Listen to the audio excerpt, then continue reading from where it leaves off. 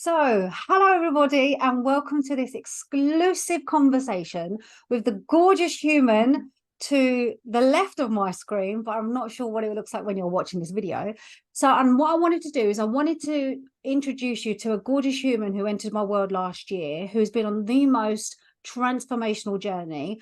And most importantly, all the things that she's kind of done to help her get to where she is right now, because in hindsight, since November, I think it's just been incredible. So first and Yeah. foremost, introduce yourself, my darling. Let everyone know who you are and what you do. So I'm Emily Wright. I call myself a transformational healer and coach, which basically means that I help people to literally transform their lives. And I do this using subconscious healing work, energy work, and hypnotherapy. So first, I think it's be really good for people to know, because you was completely new to my world. Like, even though we'd been friends on social media for so long, and the first thing you did was jump into my Audacious. So just tell people what was going through your mind at the time before you went into that to then go on to doing all the certification courses. What was going on?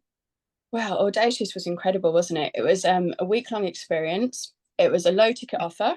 So it's just a complete no-brainer, no ticket offer. I was like, oh my God, let's just try it. I always wanted to work with her. Let's just do it. And that week in itself, for such a small investment, was incredible. And we had weekly daily sessions, and at the end of each session, we did only a tiny bit of energy releasing work. And in that tiny amount of time, I managed to bring up and release things that I'd been holding for years, and these things have been holding me back.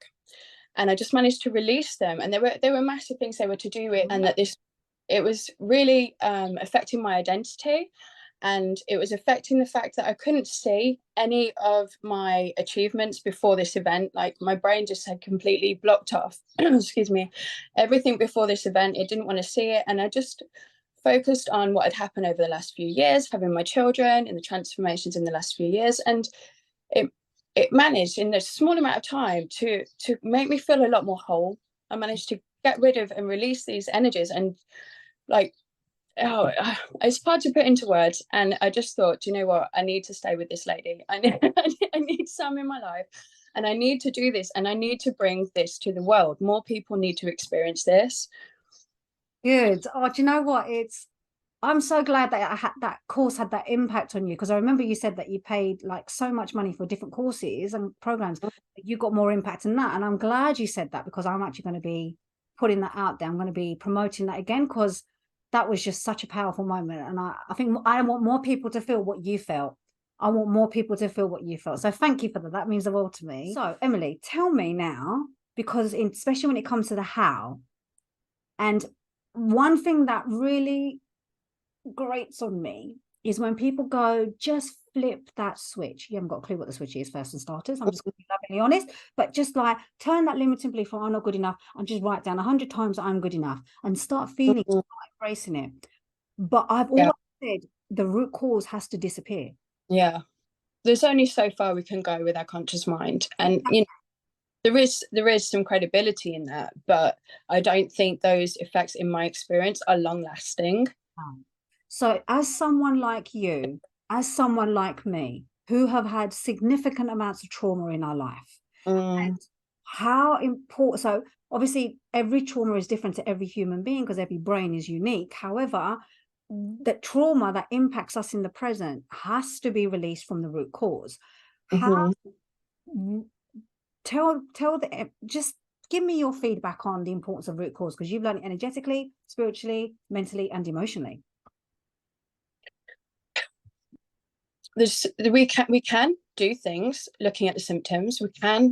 We can heal a little bit from addressing the symptoms, but if we really genuinely deeply want to heal, there's no other way to do it than getting to the root cause of it.